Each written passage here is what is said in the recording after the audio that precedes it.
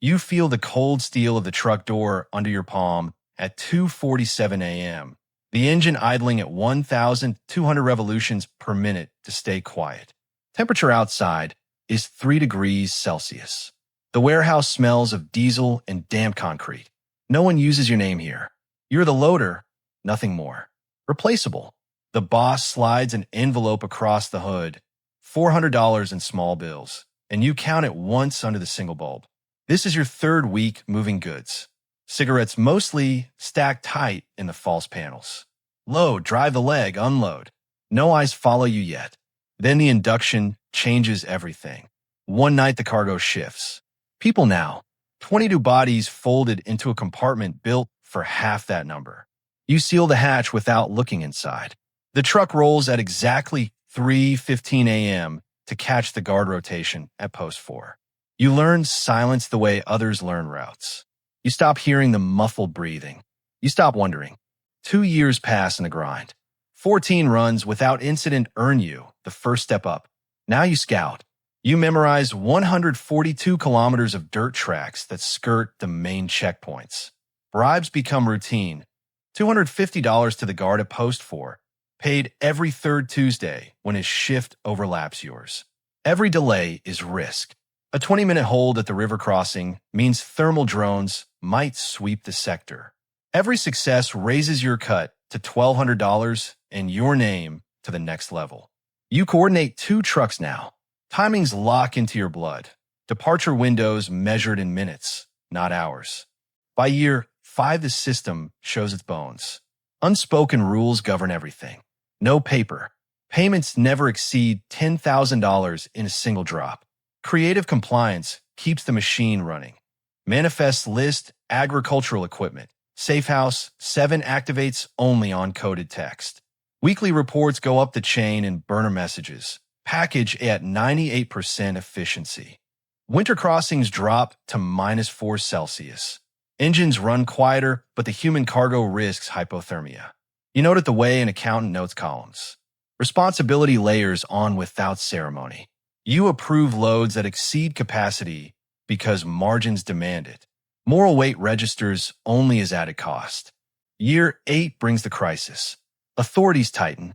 New surveillance towers every 45 kilometers. AI plate readers at every major junction. Your network fractures. One driver is pulled at a random checkpoint. He talks enough to burn 2 scouts. You spend 3 straight nights rerouting every active leg, burning through phones. Visibility, once your advantage, now bleeds risk. You ascend anyway. Promotion to coordinator arrives at year 9, the way shifts change. Procedural. You sit in a windowless office above a garage, kept at a steady 18 degrees Celsius.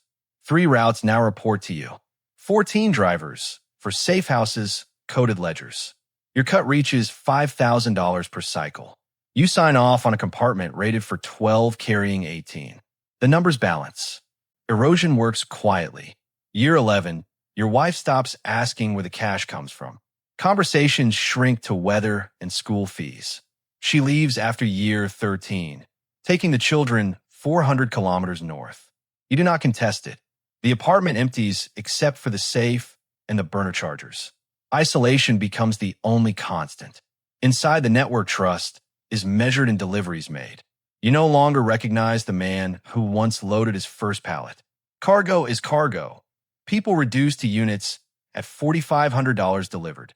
You stop seeing them as humans sometime after the induction, when silence became policy. Year 14 deepens the fracture.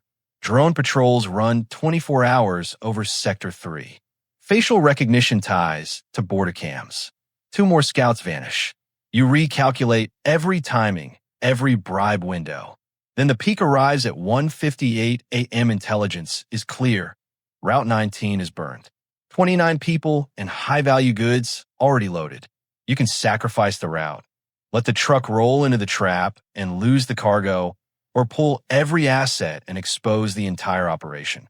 You choose. The truck proceeds. The people on it become collateral. The decision costs you nothing visible. The echo follows days later. You have not seen cargo as human in years.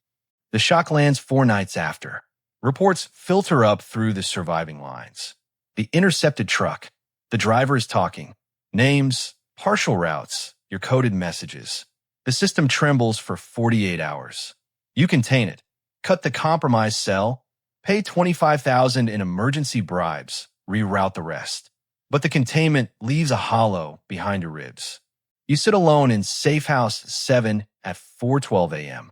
The generator hums at a steady pitch. Temperature holds at 19 degrees. The realization settles without drama. This hierarchy never belonged to you. The promotions were never rewards. They were the cost of remaining useful. Every moral compromise was simply the next procedural step. The people, the goods, the silence, all fuel for a machine that does not pause. You have become the bureaucracy you once navigated. No more, no less. Year 15 ends it. Blood pressure reads 148/92 from too many nights without sleep. The organization offers the exit package, procedural again. $180,000 wired through 3 clean accounts, new papers, exile to a coastal town 1,200 kilometers north. You brief the replacement at dawn. He is 28, sharp-eyed, already calculating the next bribe window. He nods once. You hand over the ledgers. You drive north as the sun rises. In the rear view, another truck loads in the yard. Routes recalibrated, bribes reset for the new week. The system continues without pause. New coordinators will enter at the bottom, ascend through the same grind, face the same crises, make the same quiet sacrifices. The border will pull, goods will move, people will cross in silence. You're already replaceable, as you always were. The hierarchy endures, cold, precise, indifferent, waiting for the next nameless loader to feel the steel door under his palm at 2:47 a.m.